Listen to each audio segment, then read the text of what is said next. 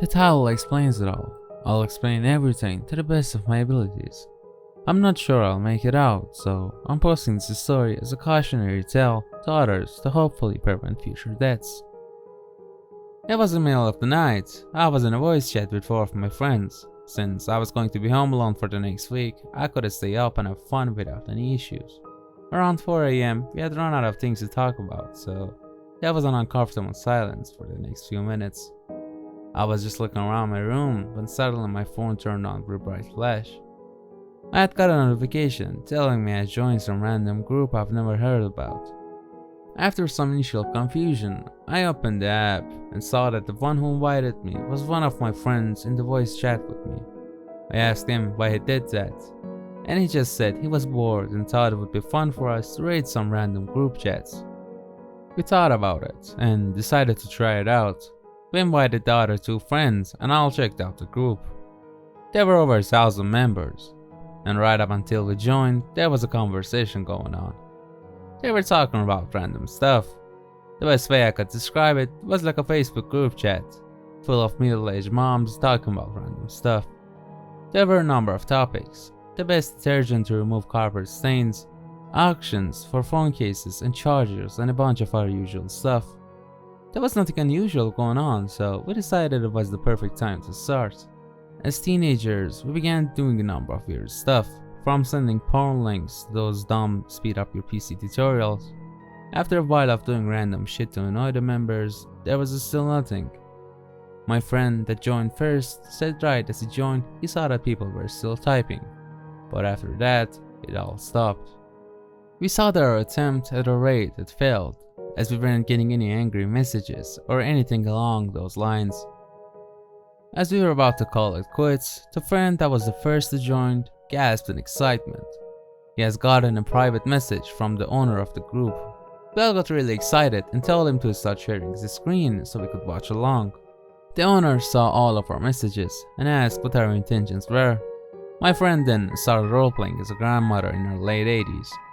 We all had a good laugh from it when suddenly within seconds of the last message, he sent the owner replied back with a screenshot. It was a screenshot taken from Google Maps.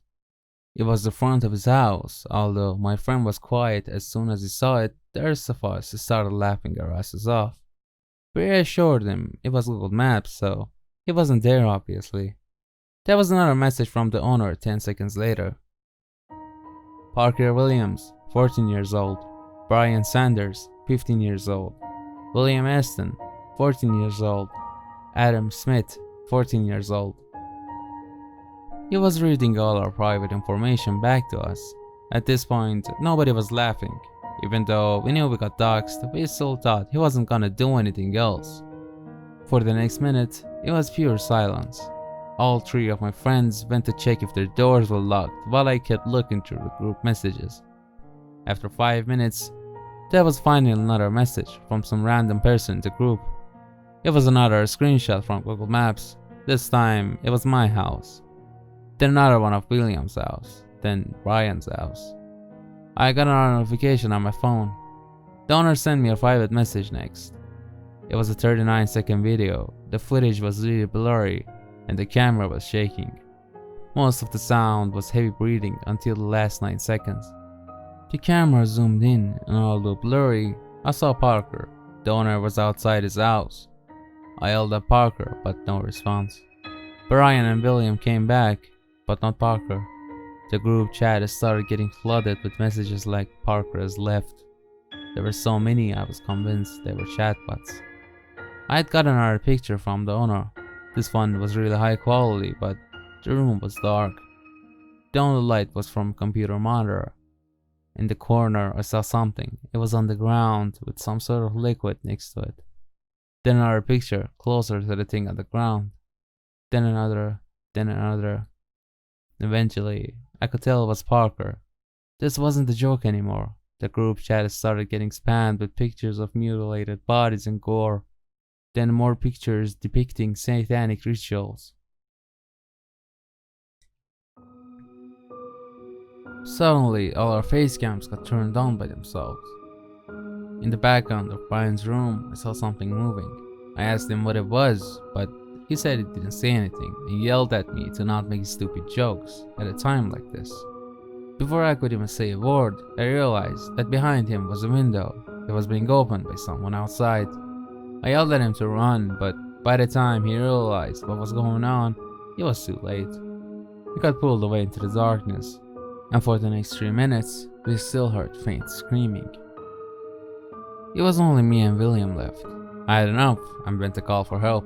I grabbed my phone and dialed 911. After a few seconds, someone finally picked up. 911, what's your emergency? Please help, someone is breaking into my house. The sound of someone banging on my door startled me. It kept getting louder and louder, then sound of shattering glass and chills down my spine.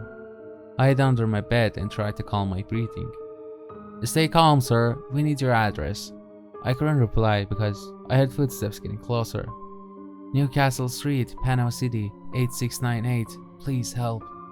Help is on the way, sir. Where are you right now? I'm hiding under my bed. I may not be able to respond if it gets too close. For a moment, there was pure silence, no sound at all. Then a brief and quiet sound of laughter. It got louder and louder.